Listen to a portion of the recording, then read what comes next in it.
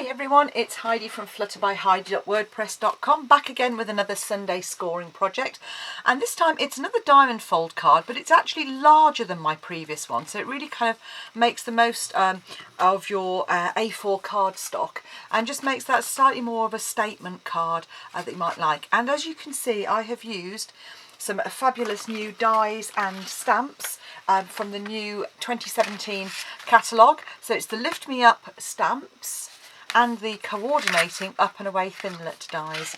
And as you can see, this is what I do when I do some die cutting. Any spares, I tend to do a few, and I pop them in a little CD case in there so that I've got some spares all ready to hand.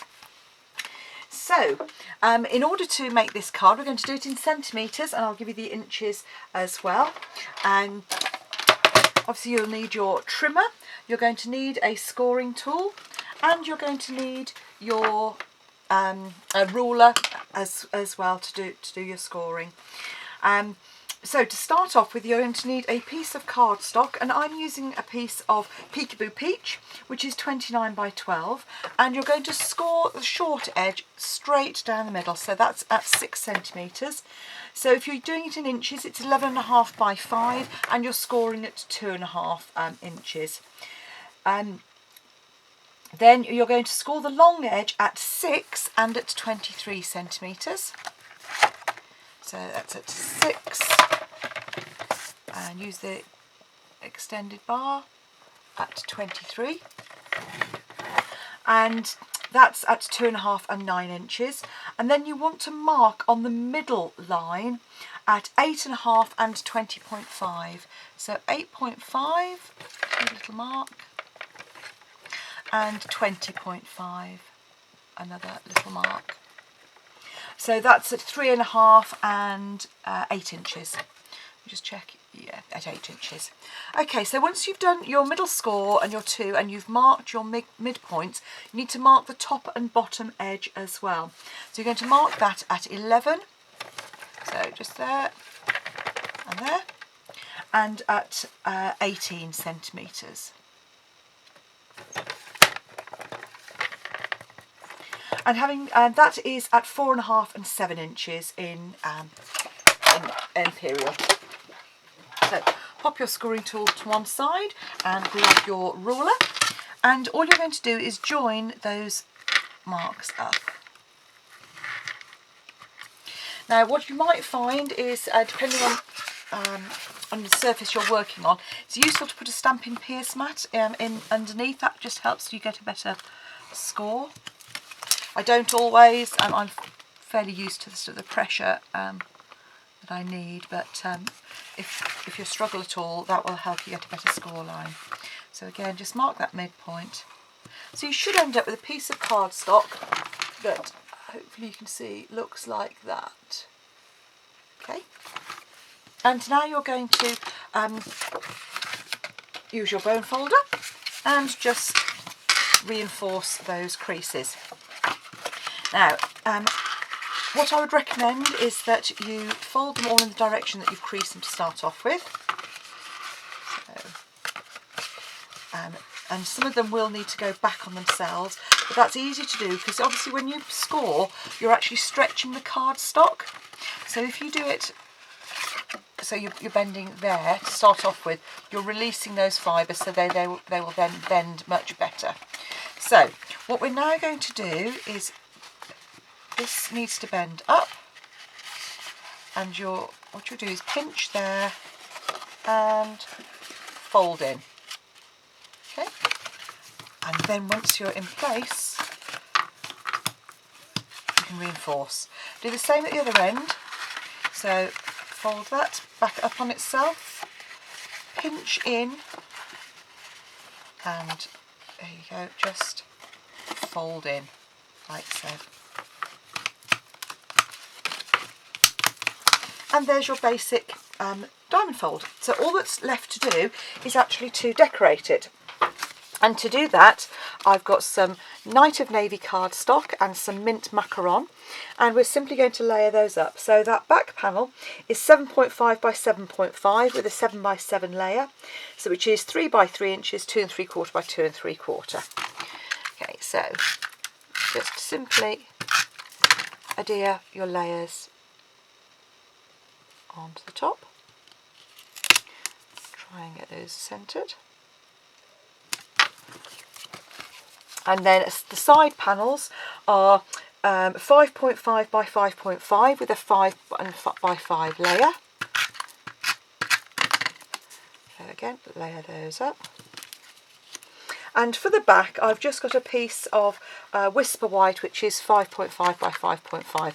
And before I glue that down, I'm just going to stamp a few little clouds in some smoky slate, just so that where you write your sentiment is sort of naked. Yep. A few little clouds on the edge there to coordinate. So having done that, we can actually go straight ahead and put that on the reverse of our card. So decide which is going to be your front and your back, and then just pop that panel on the reverse there.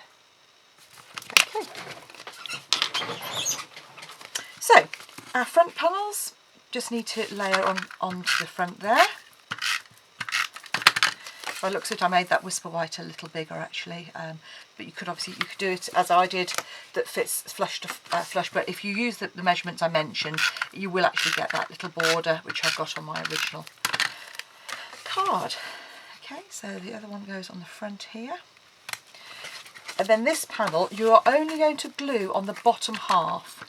So actually go just a bit below the halfway line, and I usually pop that in like so,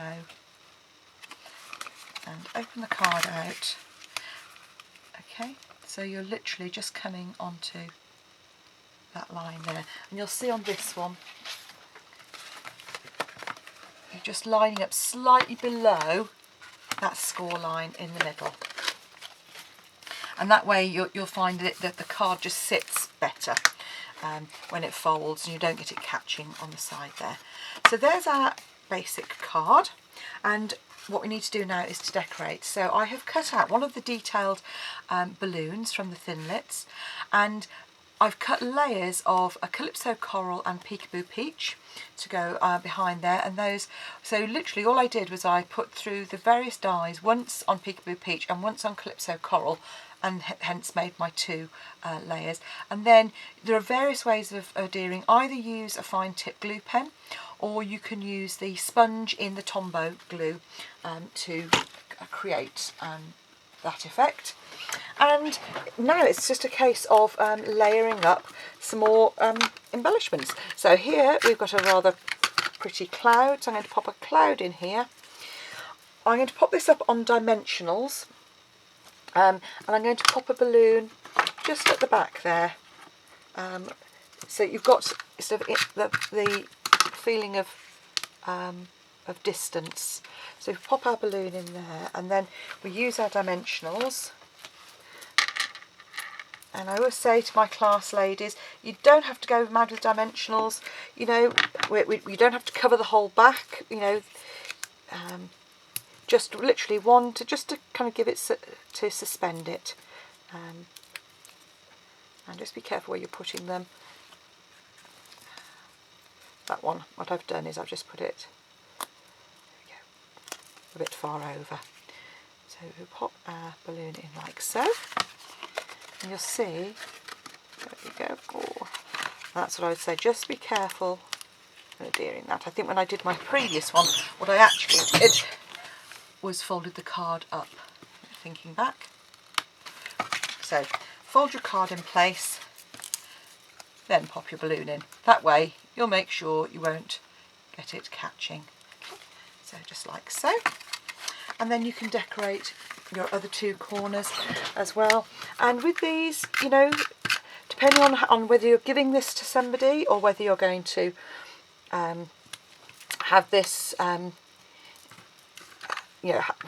post it, then you might want to keep the layers sort of down to a minimum, depending on what you're doing. Because obviously, I don't know about in the US, but over here, you know, you start getting sort of higher charge if you've got a thicker envelope. And then on the other side, again, we're going to do the same sort of effect. But what I've done is when I've die cut this balloon, I've die cut one in Night of Navy to create a shadow behind it and just cut it straight down the middle so that you get that sort of effect of a shadow. I'm going to pop another couple of these stamped and die cut clouds on the side here. And when you put the glue on these, just sort of be aware, if you're going to have them over to the side slightly, as I will here, that you only want to glue on the part that's actually on the flat card front. I appear to have misplaced one of my balloons. Okay, see if I've got a spare one. This is why I have die cuts to hand. Okay, that probably isn't my best one, but there we go. Pop that one in the background, and then you can pop that balloon up on the front. Okay, so there's our basic card, and we're just going to put a banner across the front there. So I've got some Whisper White cardstock here and some mint macaron, and I'm using the sentiment, hope your day is on cloud 9, and just stamp that in the middle. And then we're going to use our